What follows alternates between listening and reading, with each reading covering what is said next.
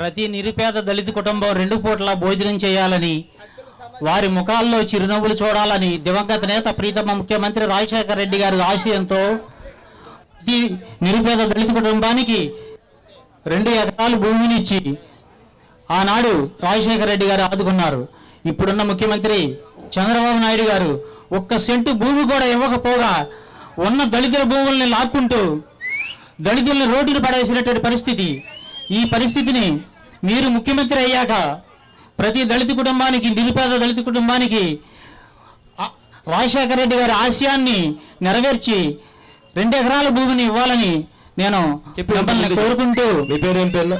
లేళ్ల ప్రసాద్, వైవాక, ముదినేపల్లి మండలం.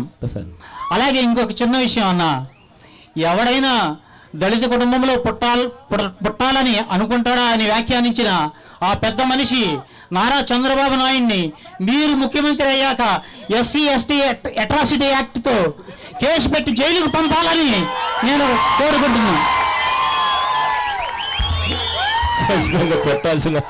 పెట్టాల్సింది సెక్షన్.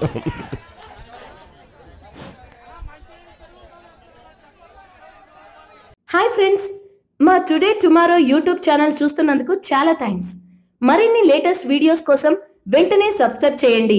అలాగే ఈ బెల్ ని కూడా రింగ్ చేసేయండి. మా నోటిఫికేషన్స్ అన్ని మీ మొబైల్లో వస్తాయి. అలాగే మా వీడియోస్ మీకు నచ్చితే లైక్ చేయండి, షేర్ చేయండి, నచ్చకపోతే కామెంట్ చేయండి.